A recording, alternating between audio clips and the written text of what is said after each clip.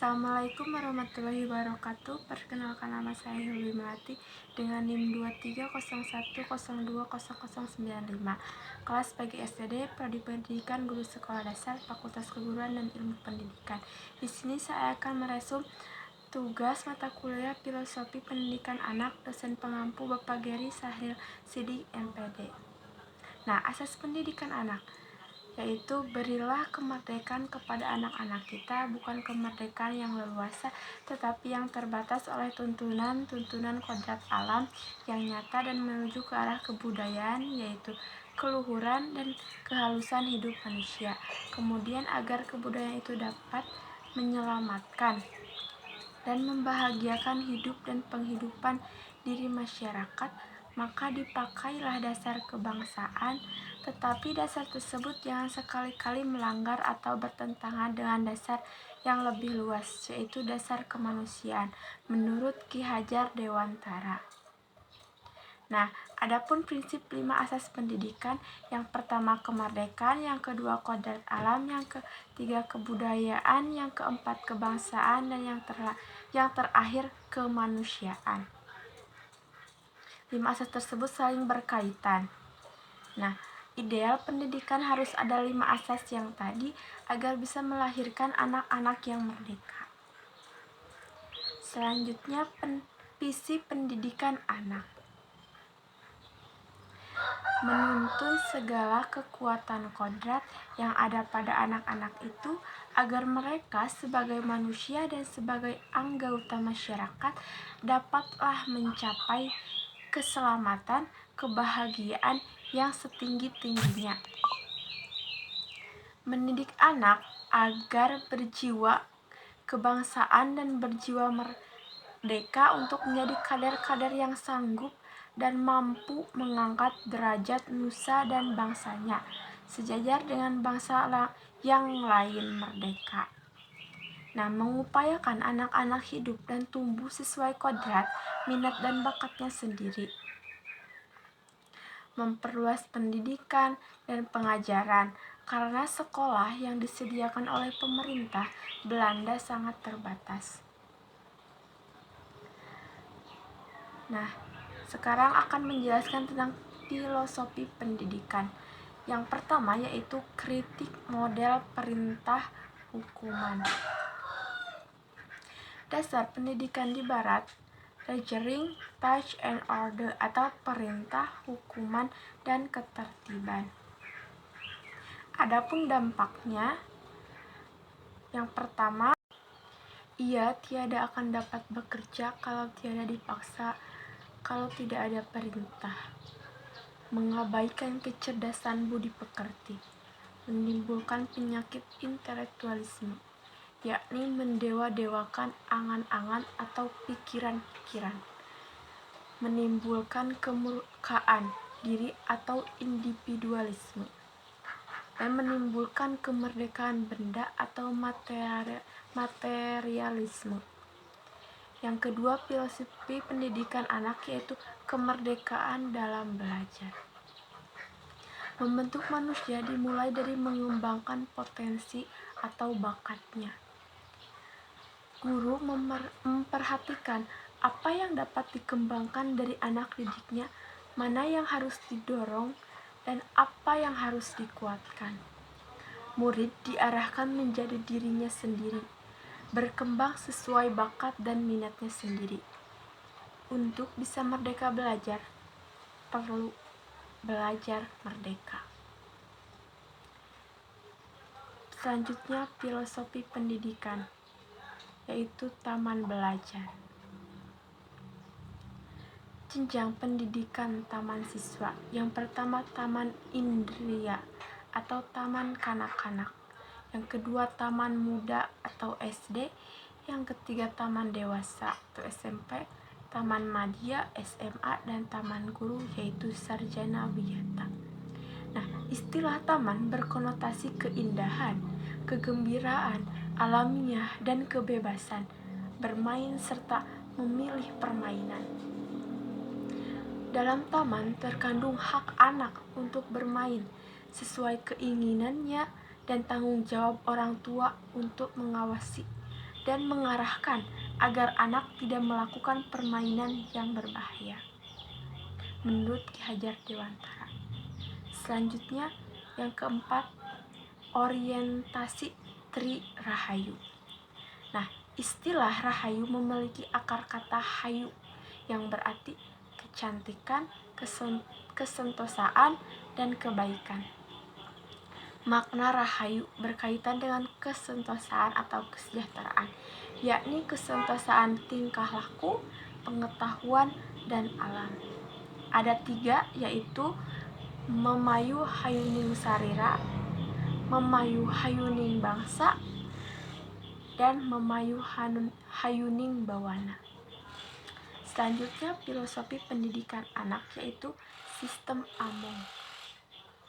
Momong yang berarti merawat dengan penuh kasih sayang, menanamkan kebiasaan-kebiasaan baik.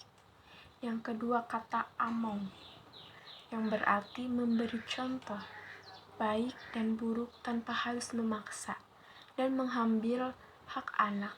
Yang ketiga, ada kata Ngemong berarti mengamati, merawat, menjaga agar anak mampu mengembangkan dirinya, bertanggung jawab, dan disiplin berdasarkan nilai-nilai yang dimiliki sesuai kodratnya, yaitu kodrat alam.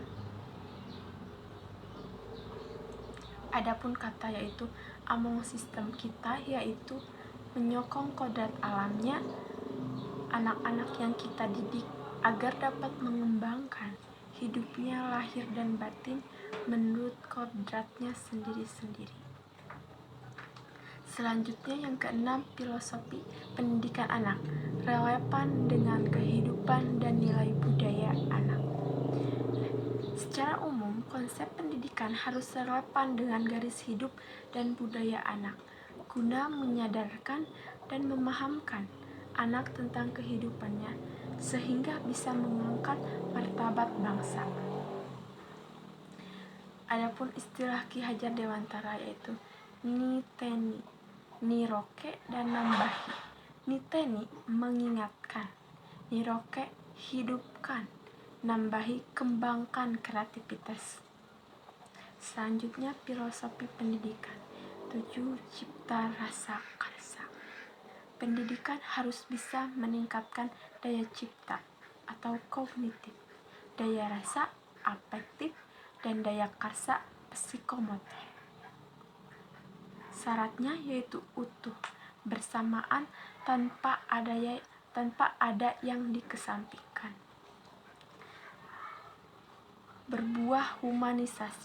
Akan berbuah humanisasi. Nah, adapun istilahnya ngerti, ngerasa, ngelakoni. Ngerti yaitu paham, ngerasa batin yang hidup, dan ngelakoni menjalankan. Selanjutnya, 3 pusat pendidikan.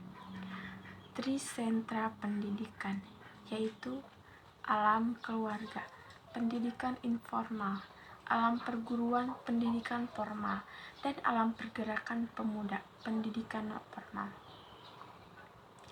Keluarga, mendidik budi pekerti dan laku sosial.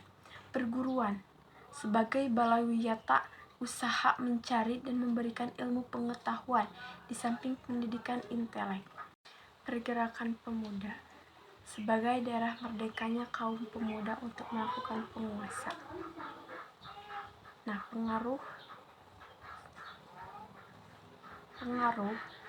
dari pendidikannya itu dari yang pertama dari keluarga, yang kedua dari sekolah, yang ketiga dari masyarakat. Selanjutnya, proses pendidikan anak yang ke-9 yaitu trikon. Yang pertama, kontinu, artinya pendidikan harus dilakukan secara terus-menerus dan berkelanjutan. Yang kedua, konsentris, artinya pendidikan harus sesuai dengan kebudayaan serta nilai luhur bangsa yang ditanamkan dalam diri generasi muda. Selanjutnya, konvergen, yang artinya mengembangkan mutu pendidikan Indonesia agar setara dengan kualitas pendidikan yang maju di dunia barat.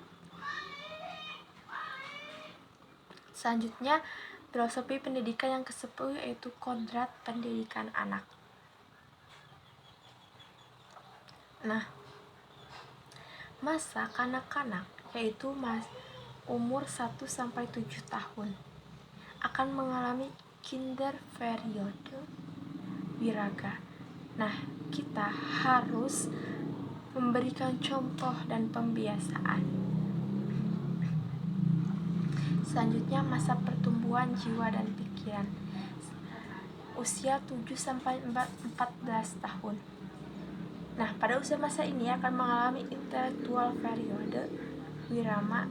Nah, kita harus memberikan tuntunan, penjelasan, dan pengajaran.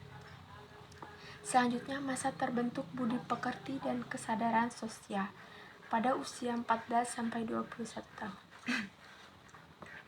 Akan mengalami social period wirasa, dan kita harus memberikan laku dan pengalaman lahir dan batin. Nah, ada salah satu kutipan yaitu yang berbunyi, tidak ada anak yang bodoh, yang ada hanya guru yang tidak tahu cara mengajar. Selanjutnya, pendidikan bahasa dan kebangsaan.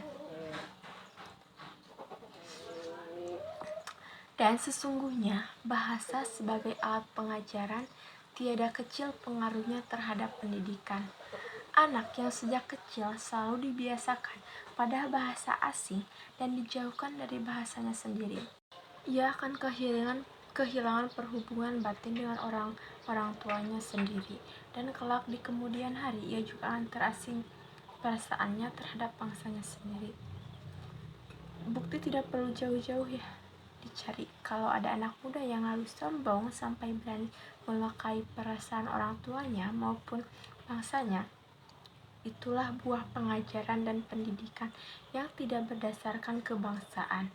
Mereka tiada lagi menjadi anak bangsa kita, pun ia tidak bisa dapat sifat-sifatnya bangsa yang lain, cuma kopialnya asing. Dan inilah hal yang sangat tidak wajar. Pendidikan kita harus dan hendak memberi perasaan penuh kepada kebangsaan. Selanjutnya, sistem asrama. Mulai zaman dahulu hingga sekarang, kita mempunyai rumah pengajaran yang menjadi rumah pendidikan, yaitu sekarang pondok pesantren. Kalau zaman Kabudan dinamakan pawiyatan atau asram. Adapun sifatnya pesantren atau pondok dan asrama yaitu rumahnya kiai guru Ki Hajar yang dipakai buat pondokan santri-santri dan buat rumah pengajaran juga. Di situ karena guru dan murid tiap-tiap hari siang malam berkumpul jadi properti satu, maka pengajaran dengan sendiri selalu berhubungan dengan pendidikan. Adapun patrat guru yaitu ingarsa sung tulodo yang berarti memberi contoh yang baik kepada siswa, baik dalam aspek intelektual, moral, sosial, maupun spiritual. Yang kedua, ingmadya mahun karso. Guru harus bisa dekat atau bisa menjadi teman dengan siswa tanpa menghilangkan kewibawaan, lalu menciptakan ide, gagasan, fasilitas, metode, serta strategi agar tujuan pembelajaran berhasil dicapai dan kemampuan atau potensi yang dimiliki oleh siswa dapat berkembang dengan baik. Nah, peran guru yaitu pengajar, mendidik, membentukkan cipta rasa karsa anak seirama dengan kodrat bakat pembawaan anak. Selanjutnya sebagai pembina, yaitu membangun jiwa merdeka, bersahaja dan berintegritas, berbudaya melalui contoh-contoh teladan konkret. Selanjutnya tuturi handayani, yaitu guru harus menghargai, mendorong, mengaktualkan, mengoptimalkan potensi yang dimiliki siswa. Sekian penjelasan dari saya. Wassalamualaikum warahmatullahi wabarakatuh.